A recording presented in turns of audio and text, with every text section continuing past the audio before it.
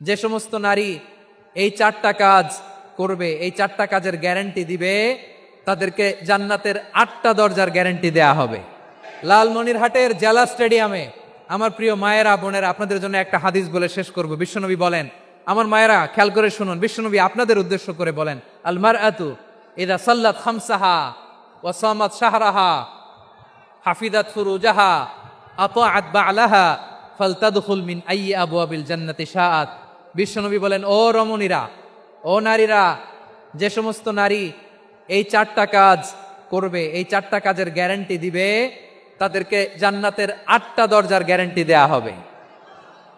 কি চারটা কাজ? 1 নম্বর, আল মারআতু ইযা সাল্লাত খামসাহা, যে নারী 5 ওয়াক্ত নামাজ পড়ে। কি করে? জেলা স্টেডিয়ামে অবস্থানরত আমার নারীরা বোনেরা, বিশ্বনবী আপনাদেরকে 4টা কাজের কথা বলেছেন, খুব বেশি না। 4টা করলে 8 জান্নাতের দরজা সব খোলা। কোনটা দিয়ে যাবেন?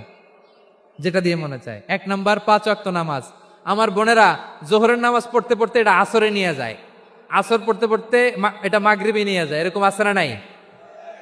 লালমনিরহাটে হয়তো নাই। আমার বোনেরা এটা করবেন না। ইন্না সলাতা কানাত আলাল মুমিনিনা কিতাবাম মাওকুতা, সময় মতো পড়বেন। সামাত শাহরা, রমাদানের রোজাগুলো রাখবেন। হাফিজাত ফুরুজাহা, যে নারী তার চরিত্রকে হেফাজত করে, তার প্রাইভেট হেফাজত করে, তার লজ্জাস্থান হেফাজত করে। ও মায়েরা, আপনার এই গর্ভ যে কত দামি আপনি জানেন না। আপনার এই গর্ভ থেকে জন্মাবে আগামীর সালাহুদ্দিন আল আইয়ুবী। আপনার গর্ভ থেকেই জন্মাবে ইমাম আল মাহদি আল মুনতাজার। আপনার পেট থেকে জন্মাবে আবু সাইদের মতো বীর সৈনিক। আপনার পেট থেকে জন্মাবে মুগ্ধের মতো বীর মুজাহিদ। আপনি জানেন না কে আসবে আপনার পেট থেকে। সময়টাকে কাজে লাগান, ইসলামকে বুঝেন, মানেন, আমাদের ইসলামিক লেকচারগুলো শোনেন। আমরা যে বার্তাগুলো, ইনস্ট্রাকশনগুলো, দিক নির্দেশনাগুলো আপনাদের খেদমতে রাখি, এগুলো মেনে চলুন। আপনিই পারেন আপনার ঘরটাকে জান্নাতের টুকরা বানাতে। একটা family, it's a very big institution and you are the MD, the managing director of this institution. চিল্লায় বলেন ঠিক কিনা? চাইলেই পারেন ঘরটারে জান্নাতের টুকরা বানাতে। 5 ওয়াক্ত সালাত, রমাদানের রোজা, নিজের চরিত্রের হেফাজত, ও আতাআত বা'লাহা, স্বামীর আনুগত্য। এটাতে অনেকে ভুল করে থাকে। হায় রে আমার বোনেরা, স্বামীর আনুগত্যকে এটা নিজের অপমান মনে করবেন না। আপনার স্বামী আপনার সবচেয়ে বড় গার্ডিয়ান, তিনি আপনার সবচেয়ে ভালো চায়। নারী কখনো গার্ডিয়ানশিপের বাইরে থাকতে পারে না। হয় আপনি বাবার গার্ডিয়ানশিপের ভেতরে, বাপ না থাকলে ভাই আপনার গার্ডিয়ান, ভাই না থাকলে চাচা গার্ডিয়ান, বিয়ের পরে আপনার স্বামী আপনার গার্ডিয়ান। শরিয়া সম্মত স্বামীর আদেশগুলো আপনি মেনে চলবেন, কিন্তু শরিয়া বিরুদ্ধ কোনো আদেশ মানতে আপনি বাধ্য নয়। আওয়াজ করে বলুন সবাই ঠিক কিনা? এই 4টা কাজ যদি কোনো নারী করে, বিশ্বনবী বলেন জান্নাতের 8টা দরজা খোলা। তোমার যেটা দিয়ে মনে চায় সেটা দিয়ে জান্নাতে তুমি এন্ট্রি নিতে পারবা। যারা আমাদের অস্তিত্বকে নিশ্চিহ্ন করতে চায়, যারা আমাদের ভূখণ্ডকে দখল করতে চায়, যারা আমাদেরকে নিয়ে মকারি করে, ফান করে, টিটকারি করে, আমার ধর্ম নিয়ে খেলা করে, তাচ্ছিল্য করে, ওদের বিরুদ্ধে আমাদের জিহাদ।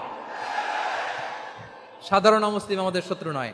আপনি জানেন নিউ ইয়র্কে, আমি তো নিউ ইয়র্কে ছিলাম অনেকদিন, ওখানে ফিলিস্তিনিদের পক্ষে যখন আমরা মিছিল করেছি, অনেক ইহুদি আমাদের সাথে মিছিলে দাঁড়িয়েছে। কারণ ওরাও জানে এই ভূখণ্ড ফিলিস্তিনিদের ভূখণ্ড। আওয়াজ করে বলো লালমনিরহাট ঠিক কিনা? ইসরায়েলের রাজধানী খোদ তেল আবিবে অনেক ইহুদিরা বেঞ্জামিন নেতানিয়াহু তার বিরুদ্ধে মিছিল করেছে। তো তারা কি আমাদের শত্রু? না। অনেক খ্রিস্টান আমাদের সাথে, আমাদের স্বার্থ রক্ষায় আমাদের পাশে দাঁড়িয়েছে। খেয়াল রাখবেন, হিন্দু আর হিন্দুত্ববাদ এক নয়। ইহুদি ধর্ম আর জায়নিজম এক নয়। জায়নিজমের বিরুদ্ধে আমাদের সংগ্রাম, আমাদের জিহাদ। চিল্লায় বলেন ঠিক কিনা?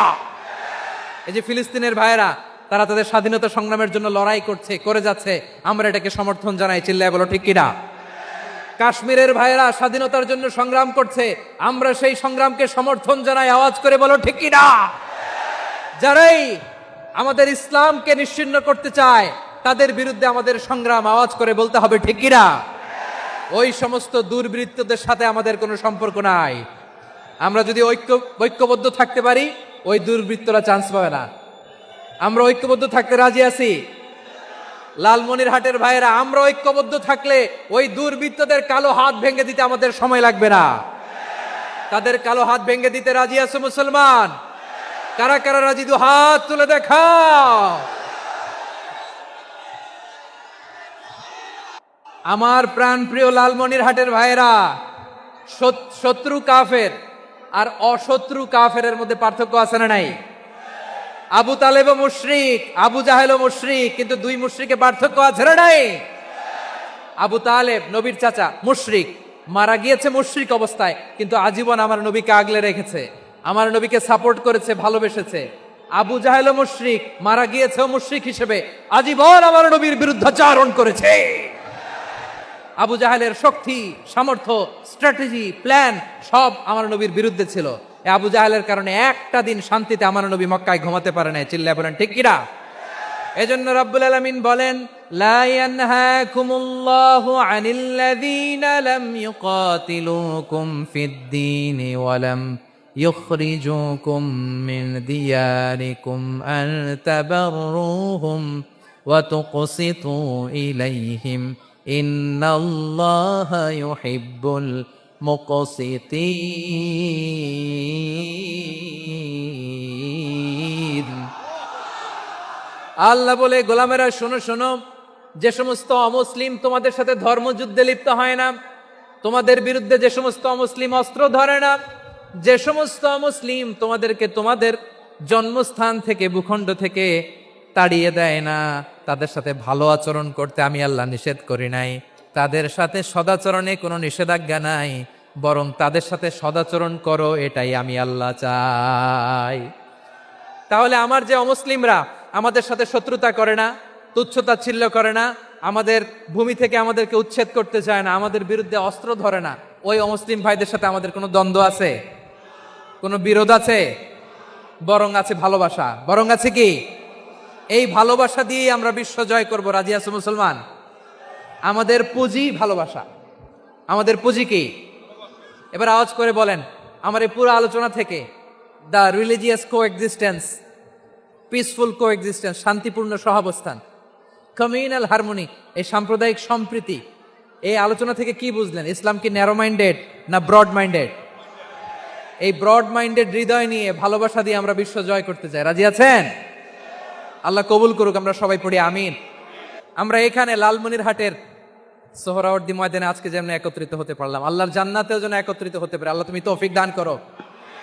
আল্লাহ আমার এই কলিজার টুকরা যুবক ভাইদেরকে তুমি উমরে ফারুকের মতো কবুল করো। জেলা স্টেডিয়ামে অবস্থানরত আমার মা বোনদেরকে তুমি ফাতেমার মতো, খাদিজার মতো কবুল করো। আমাদের কলিজার টুকরা সন্তানদেরকে তুমি সালাউদ্দিন আল আইয়ুবীর মতো কবুল করো।